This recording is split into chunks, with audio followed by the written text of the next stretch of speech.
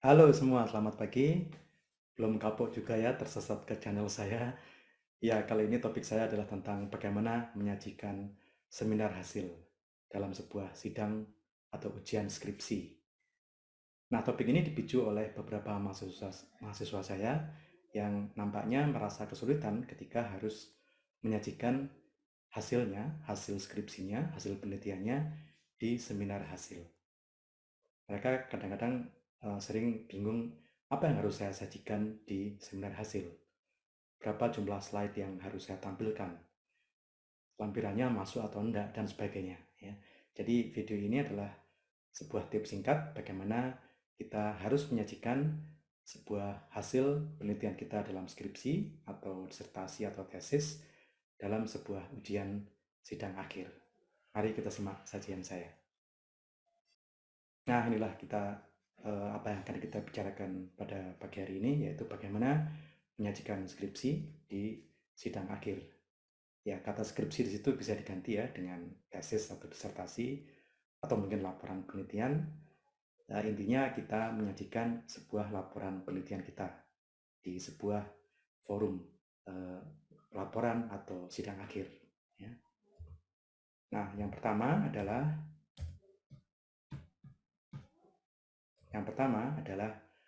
kita harus tahu batasan waktunya. Dalam sebuah event seperti itu umumnya tidak banyak waktu yang diberikan untuk kita menyajikan hasil laporan kita. Ya, kecuali mungkin di disertasi. Kalau dalam sebuah sidang disertasi yang pernah saya hadiri, itu bisa uh, kepada promovendus atau calon doktornya bisa diberikan waktu sampai 45 menit untuk menyajikan semuanya. Tapi kalau ini masih tingkat S1, itu kebanyakan waktunya hanya 15 sampai 20 menit saja, atau paling lama setengah jam. Ya, jadi dengan waktu sependek itu tentunya Anda tidak bisa berbicara panjang lebar. Ya. Anda harus membatasi apa yang harus Anda bicarakan atau sampaikan kepada Dewan Penguji. Ya. Nah, karena waktu yang pendek itu, maka saran saya adalah sajikan 12 sampai 15 slide saja. Jadi kadang-kadang seorang dosen ketika sidang akhir sudah KO duluan ya. Sudah KO duluan atau sudah kaget duluan ketika melihat slides-nya sampai 60 atau bahkan sampai ratusan. Ini mau ngomong apa aja ya. Jadi sajikan hal-hal yang penting saja dalam 12 sampai 15 slide saja. Toh semua materinya sudah disampaikan di naskah skripsi, ya kan? Di laporan penelitian. Tabel segala macam, gambar segala macam itu sudah ada di sana. Jadi kalaupun Anda menampilkan gambar, ya jangan semuanya, yang penting-penting saja. Ya, jadi ingat waktunya terbatas, 12 sampai 15 slide saja itu sudah cukup untuk 20 menit atau paling lama 30 menit presentasi. Oke. Nah, sekarang adalah apa yang Anda harus sajikan di situ. Ya, maka yang pertama adalah tentunya judul, kemudian latar belakang penelitiannya, singkat saja. Penelitian saya ini didasari oleh sebuah situasi yang berkembang di masyarakat saat ini dan sebagainya, ya. Atau dilatar belakangi oleh kurangnya penggunaan media di pendidikan anak usia dini misalnya, ya. Kemudian sampaikan rumusan masalahnya, itu yang paling penting karena semuanya nanti akan bermuara di rumusan masalah. Rumusan masalah bisa juga kita sebut sebagai tujuan penelitiannya. Jadi inti dari pelaporan Anda adalah semuanya harus mengarah kepada tujuan penelitian itu. Oke, nanti para Dewan Penguji juga akan memeriksa, mengecek apakah semua langkah yang Anda lakukan, semua hasil yang Anda sampaikan itu mengarah kepada tujuan penelitian. Tujuan penelitiannya tercapai atau tidak. Nah, oleh karena itu harus Anda sampaikan dengan tegas, dengan jelas, rumusan masalah atau tujuan penelitian Anda. Oke. Yang kedua adalah Anda menjelaskan teori-teori yang Anda pakai, teori-teori yang Anda gunakan untuk meneliti topik tersebut. Kemudian juga sampaikanlah beberapa studi terdahulu yang sudah dilakukan oleh orang-orang sebelum Anda lakukan penelitian itu. Ya, ini umumnya Anda meringkas informasi dari artikel-artikel di jurnal ilmiah. Anda melaporkan studi-studi terdahulu yang sudah pernah dilakukan di topik yang sama. Nah, ini juga harus Anda laporkan. Jadi satu teori, ya latar belakang teori, kerangka teori itu Anda sajikan, kemudian studi-studi terdahulu. Oke. Yang ketiga adalah metode. Metode penelitian Anda itu seperti apa? Nah, di sini umumnya Anda akan mengatakan desain penelitian. Misalnya, desain penelitian Anda adalah eksperimental atau quasi-eksperimental, eksperimental semu, ya, atau deskriptif kualitatif, atau analisis isi, dan sebagainya. Jadi, di dalam desain penelitian, Anda kemukakan desain apa yang Anda gunakan. Yang kedua adalah objek penelitiannya. Anda itu meneliti apa? Kalau ada responden, respondennya siapa? Berapa banyak jumlahnya? Bagaimana mereka dipilih menjadi responden? Apakah secara random ataukah secara sengaja, secara purposif dengan kriteria tertentu tentunya. Kalau Anda melakukan purposive sampling, maka Anda harus jelaskan kriterianya. Responden dipilih berdasarkan kriteria A, B, C. Ya. Kemudian juga Anda jelaskan instrumennya, instrumen penggalian data di sini. Anda menggunakan apa untuk menggali data? Angket, atau wawancara, atau pengamatan, atau angket dan wawancara dan pengamatan. Ya. Anda harus menjelaskan itu. Bagaimana Anda menggali data, instrumen apa yang Anda pakai. Kemudian, ini yang paling penting adalah analisis dan hasil. Ini mencakup 60% dari keseluruhan presentasi Anda. Jadi, titik beratnya atau penekanannya adalah harus pada analisis dan hasil. Ini adalah inti dari keseluruhan penyajian Anda. Jangan sampai Anda berbicara panjang lebar tentang latar belakang dan teori, tapi kemudian ketika analisis Anda hanya ngomong sekitar 2 menit saja.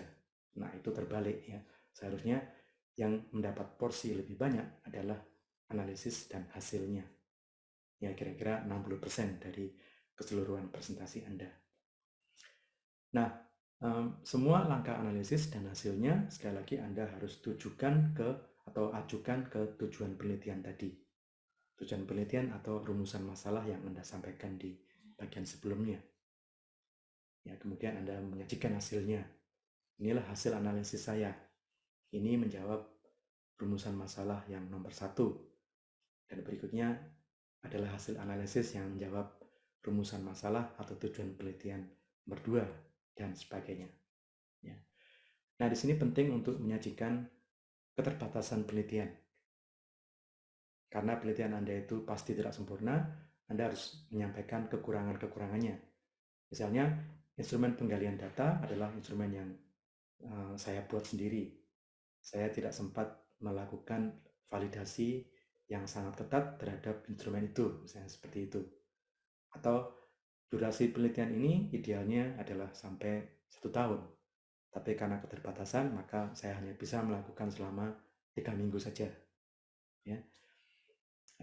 Kemudian juga misalnya dalam hal analisis kualitatif, misalnya Anda tidak sempat menggunakan rater yang lain selain Anda. Jadi Anda bisa mengatakan keterbatasannya adalah data ini saya olah sendiri, saya interpretasi sendiri, tidak ada rater atau tidak ada penganalisis lain yang menganalisis data yang sama.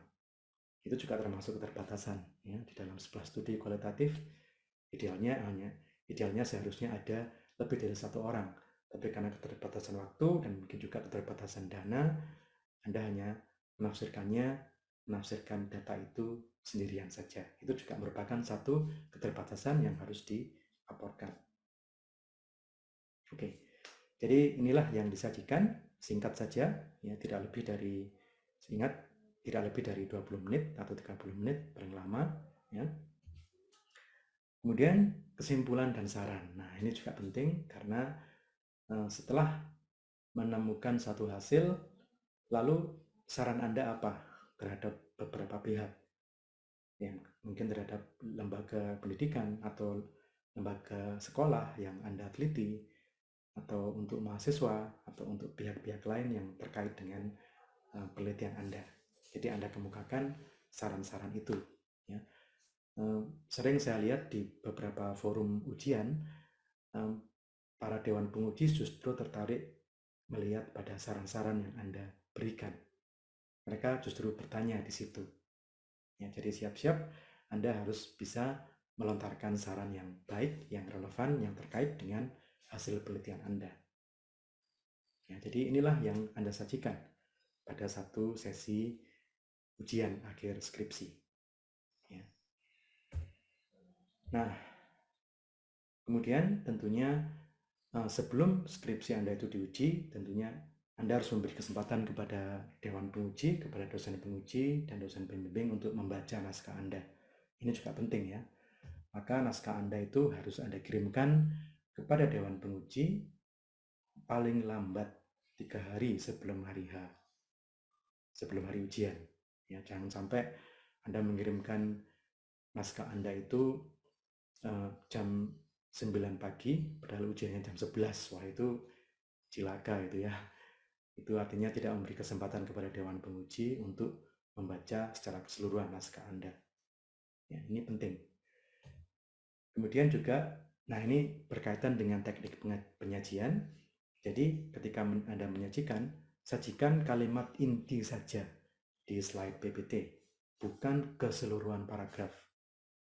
Jadi Anda tidak mencopaskan satu paragraf penuh ke slide, kemudian Anda membacanya keras-keras. Itu sering saya lihat di beberapa mahasiswa, dan itu merupakan satu praktek presentasi yang buruk. Jadi jangan dibiasakan. Ya. Biasakanlah hanya memuat 1-2 kalimat inti saja di PowerPoint Anda, di slides Anda, kemudian Anda jelaskan. Ya kira-kira sama seperti ketika saya menjelaskan slide ini. Saya akan tidak memasang atau memajang keseluruhan kalimat, kemudian saya baca keras-keras, bukan. Yang saya sajikan hanya 1-2 kalimat saja, kemudian saya terangkan kepada Anda sebagai pemirsa. Jadi seperti itulah bagaimana menyajikan slide secara efektif. Jadi Anda harus berbicara kepada dewan penguji, melihat muka mereka, mungkin sekali-sekali melihat ke layar, oke, tapi kemudian setelah itu Anda harus berinteraksi, bertatap muka, berkontak mata dengan dewan penguji. Itulah cara yang benar. Ya. Sekali lagi, jangan satu paragraf dipasang di slide, kemudian Anda baca keras-keras, nggak ada gunanya. Dan itu mengurangi nilai Anda dari segi efektivitas presentasi. Oke. Kemudian, nah ini sekali lagi jangan membaca keras-keras slide, ya. Jadi berbicaralah dengan kontak mata kepada dewan penguji. Jadi sekali-sekali melihat slide untuk membaca sebentar, oke, tapi kemudian Anda harus menghadap kepada dewan penguji dan menerangkan bla bla bla bla bla bla. Oke, seperti itu, ya. Oke, terima kasih dan salam sukses. Kiranya tips singkat ini bermanfaat buat Anda yang sedang menyiapkan ujian skripsi. Sampai jumpa di episode yang mendatang.